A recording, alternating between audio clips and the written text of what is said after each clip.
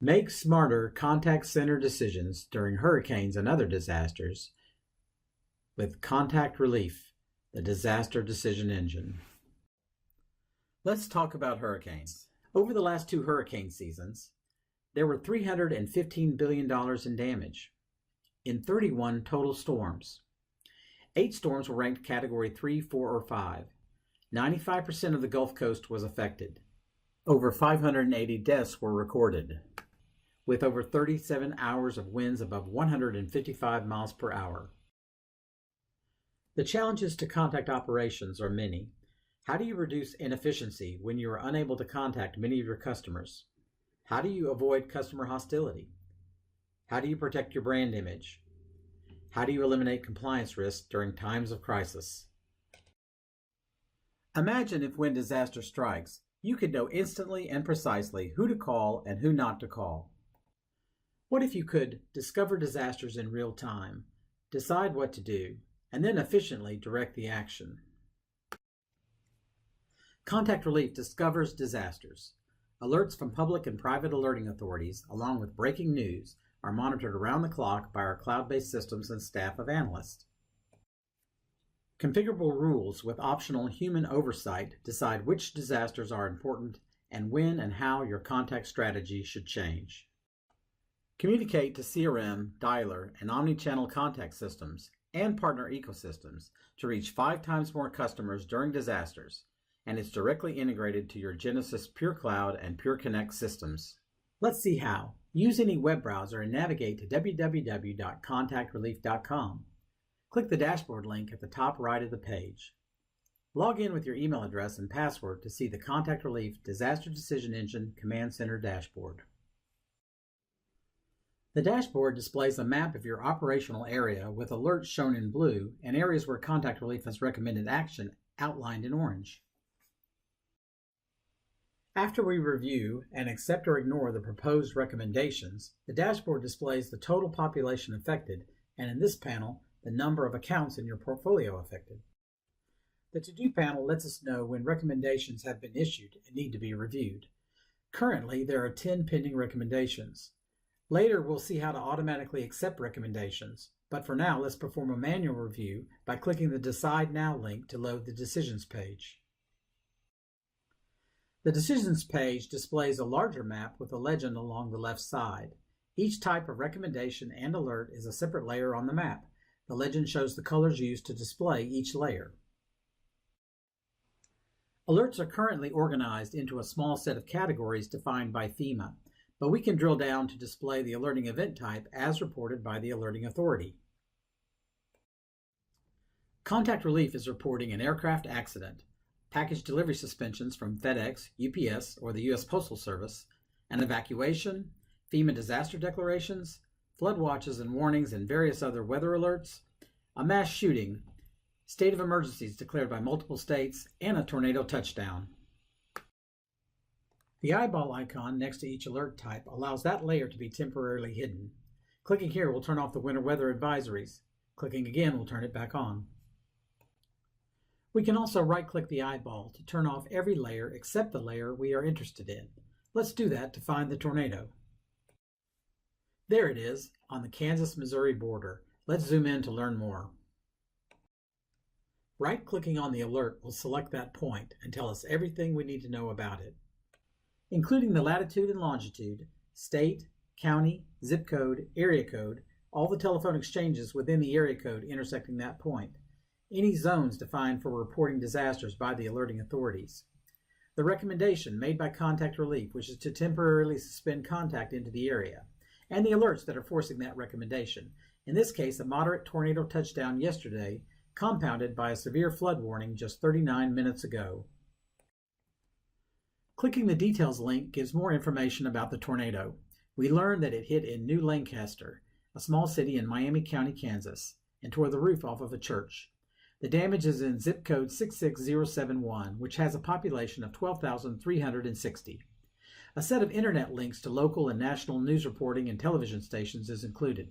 Let's see what the local television station is reporting. at this damage. Members of a church in Miami County are quickly working to preserve its historic building. Last night's storms blew the roof right off of that church. It's about 10 miles south of Paola.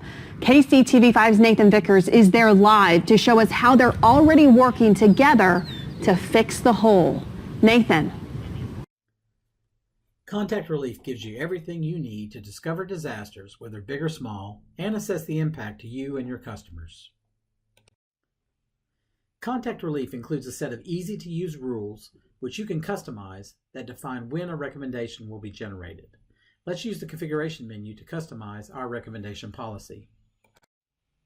The default recommendation policy includes rules for a wide variety of disaster conditions, from volcanic ash flows, earthquakes, evacuations, FEMA disaster declarations, fires, floods, hurricanes, mass shootings, nuclear accidents, power outages, terrorism events, and more.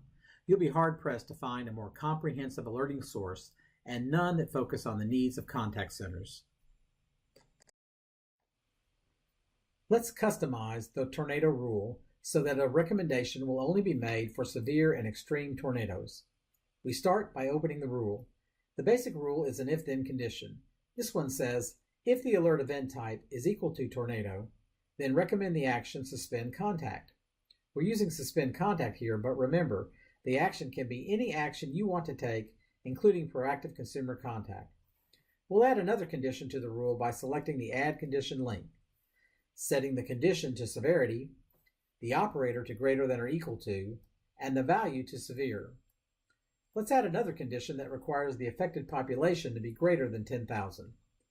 After we save this policy, a recommendation will only be generated for severe and extreme tornado touchdowns in areas with populations of 10,000 or more people. Now let's take a look at a large-scale disaster and see how we can control the scope of our disaster response. We start by turning on the FEMA Disaster Declaration Alert layer and the recommendation layer. Because of our rule, we are recommending action on all FEMA disaster declarations. Clicking a recommendation selects it and opens the recommendation summary in the list to the right of the map. The recommendation summary shows the areas affected by the recommendation and provides links to accept or ignore the recommendation. We could accept the recommendation as is, but we can also remove areas from the recommendation with a simple mouse click. When the areas are what we want, we accept the recommendation by selecting the Accept link. We also have a recommendation due to an evacuation. Let's look at the details of this recommendation and decide if we should accept or ignore it. The recommendation was caused by a gas leak. Since this is a relatively minor issue, we ignore the recommendation by clicking the Ignore link. Now let's take another look at that tornado. If this were a major tornado, we might want to act on areas surrounding the disaster zone. To do that, we select the recommendation, zoom out, and click the area link. This adds a small menu to the map where we can select the type of area we want to add. Since state is selected, the state boundaries are drawn, and all we need to do to add a state is click. Let's add the whole state of Kansas. Kansas is added to the recommendation, and the number of people affected is recomputed. That's over 2.6 million people. Maybe that's appropriate for a large-scale hurricane, but not for a tornado. Fortunately, we can add by area code, county, and even zip code. Zip codes are much more granular and allow the disaster region to be tightly defined. Let's zoom in, add some surrounding zip codes, and accept the recommendation. Now let's see how to use these recommendations to direct our internal and external teams and systems to implement our disaster response. For each group or system that needs the recommendations, we use the configuration page to define a communication point. Contact Relief can send recommendations via email, upload them to your secure FTP server, deliver them via an authenticated webhook to your web server, or use them directly to control your outbound campaigns in your Genesis Pure Cloud and Pure Connect systems. Let's first create an email communication point. Add your email address. Recommendations will be delivered as a file attachment. Select the format for the recommendation file. Contact Relief supports comma-separated text files, JSON, Microsoft Excel, and XML file formats. We'll select Excel. Contact Relief can translate disaster zones into zip codes, or area code exchanges. We'll use zip codes. Now save the communication point. Now let's set up a Pure Cloud communication point. Set the communication method to Genesis Pure Cloud. Enter a prefix that the communication point will use to name the Pure Cloud call rule sets it will create. We'll use Contact Relief. Applications integrate with Pure Cloud using a technology called OAuth. In the Pure Cloud admin page, set up an OAuth client and grant it the outbound admin role. Copy the OAuth client ID and client secret from Pure Cloud and enter them in the OAuth fields provided here. Then save the communication point. Now let's set up the Pure Cloud outbound dialing campaign that Contact Relief will supervise. Log into Pure Cloud and select Campaign Management from the Outbound Dialing section. Our campaign is called Platinum Card Holders, which uses a contact list, Platinum Card Holders 8. This contact list contains, among other fields, a phone number and a zip code. Within the campaign, we have defined a call rule set called Contact Relief 01. Opening this call rule set, we see that it is empty. That's because we haven't submitted our decisions in Contact Relief. When we do, Contact Relief will write a call rule blocking outbound calls to each zip code in the accepted recommendations. Let's return to Contact Relief and do that now. From the Decisions page, click the green Submit button to submit our decisions and simultaneously deliver the accepted recommendations to our email and Pure Cloud communication points. The Excel file we receive over email contains 4 worksheets. The Details sheet provides some details about when the file was generated and who requested it. The Recommendation sheet lists all accepted recommendations, including recommendations accepted automatically by a recommendation rule. For each recommendation, the Areas sheet lists every area included in the recommendation, including any states, area codes, counties, zip codes, and custom regions identified by the recommendation rule or added manually by a user. Finally, in the Expanded Areas sheet, Contact Relief lists the zip codes that intersect these areas. Now let's go back to Pure Cloud and take a look at our call rule set. Note that Contact Relief has dynamically added Do Not Call rules for each zip code in our accepted recommendations. Opening one of the rules shows this to be a pre-call rule evaluated before each outbound campaign call. The rule condition checks for zip codes identified by our recommendations. And if the zip code matches, the action is to do not dial. Contact Relief can write these rules even when the campaign is running, meaning that soon after a recommendation is submitted in Contact Relief, dialing will stop in Pure Cloud. The Contact Relief integration with Pure Connect works in a similar fashion and requires only the installation of a supplied Contact Relief handler to function. As with Pure Cloud, a check is made before each call, and any calls within a disaster zone are blocked. When the recommendation expires or is canceled, Contact Relief immediately removes the associated call rule in Pure Cloud and Pure Connect, so dialing instantly resumes, all without any effort on your part. It's disaster response made easy and efficient, and that is especially important in large-scale disasters such as hurricanes.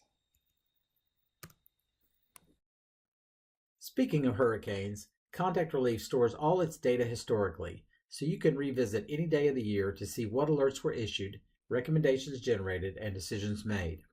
So you'll be covered if you were ever audited or needed to audit your downstream contact center partners. Let's go back in time to October 10th, 2018. That's the day that Hurricane Michael struck the Florida Panhandle. There were actually 4 tropical storms between the Atlantic and Pacific on that day, and 2 were affecting the continental United States. Zooming in on Michael, we see it was a Category 4 storm as it approached the coastline. The surrounding wind field shows the areas currently being inundated with tropical force or better winds. The wind arrival cone shows the area with a 50% or better chance of receiving tropical force winds and the number of hours before these winds will reach each location.